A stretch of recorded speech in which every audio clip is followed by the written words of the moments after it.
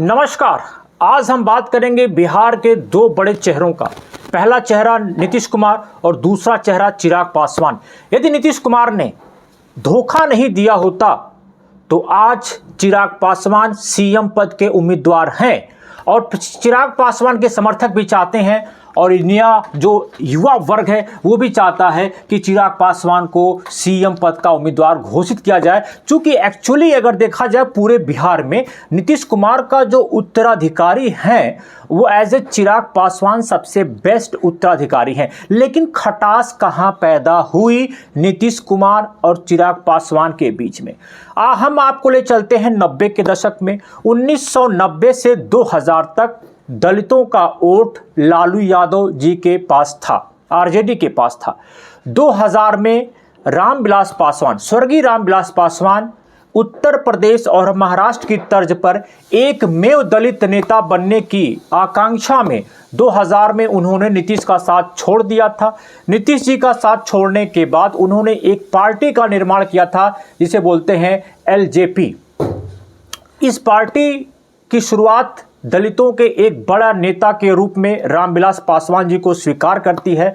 2005 में एक चुनाव होता है जिसमें से रामविलास पासवान जी एक किंग मेकर की भूमिका में आते हैं, लेकिन वो समर्थन किसी को नहीं देते हैं। न तो उन्होंने एनडीए को समर्थन दिया, न तो उन्होंने आरजेडी को समर्थन दिया। इसलिए बिहार में राष्ट्रपति शासन लगा और राष्ट्रपति शासन लगने के 6 माह बाद फिर बिहार में चुनाव होता है जिसमें एनडीए यानी कि बीजेपी और नीतीश कुमार एक बड़े बहुमत के साथ सरकार बनाती है। और नीतीश कुमार ने दलित वोटों में सेंध मारने की प्रक्रिया 2005 से शुरू कर दी थी। शायद उनका उद्देश्य था कि रामविलास पासवान ने जो उनको समर्थन नहीं दिया है उस दलित वोटों पर कब्जा कर लेने की। और किसको चरितार्थ किया जाता है 2007 में। 2007 में नीतीश कुमार जी ने दलितों को 2 पार्ट में बांट दिया। जी हाँ, वर्तमान में दलितों की आबादी 19 से 20% के बीच में है, वो 2 पार्ट में कर दिए गए। दलित और महादलित 2 पार्ट में कर दिए गए।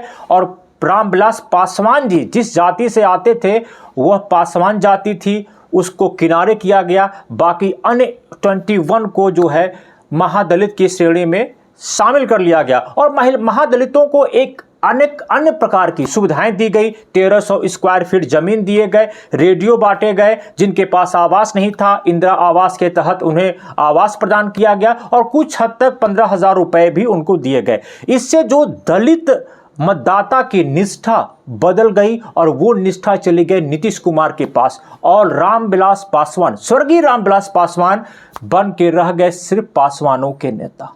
ये जो ठसक थी, ये ठसक आगे 2020 में दिखती है जब एलजेपी की बागडोर आप चिराग पासवान पूरी तरह कमान कर लेते हैं। तो उसमें उन्होंने कहा कि हम बीजेपी का 2020 में बिहार का चुनाव होने जा रहा था। उस बिहार चुनाव में जो चिराग पासवान थे उन्होंने कहा मैं मोदी का तो हनुमान हूं लेकिन मैं नीतीश को वोट नहीं करूंगा। और उन्होंने 137 सीटों पर उम्मीदवार खड़ा कर दिए और ज्यादातर उन सीटों पर प्रचार किया जहां पर नीतीश कुमार के उम्मीदवार थे। और नीतीश कुमार की पार्टी तीसरे नंबर की पार्टी बनी। लगभग आधा सीट उसने खो दिया और पाई 43 सीट। जबकि नीतीश कुमार दाएं बाएं पलटते रहे और मुख्यमंत्री बनते रहे और आज भी वो एनडीए के मुख्यमंत्री उम्मीदवार हैं और मुख्यमंत्री हैं।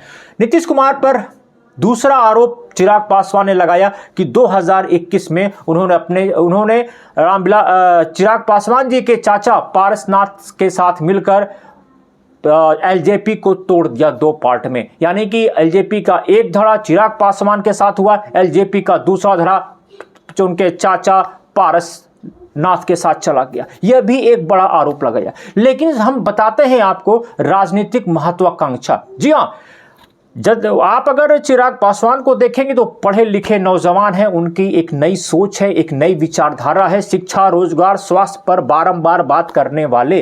साथ में उनको एक ठसक रह गया था कि जिस हिसाब से महादलित का कार्ड खेलकर उन्हें भविष्य में संपूर्ण दलितों का नेता नहीं बनने दिया गया, नहीं उनके पिताजी को बनने दिया गया, नहीं चिराग पासवान को बनने दिया गया। ये जो ठसक चिराग पासवान के अंदर है वो अंदर ही अंदर उनको खा जाती है। गाहे बगाहे वो नीतीश कुमार का विरोध करते ही करते हैं।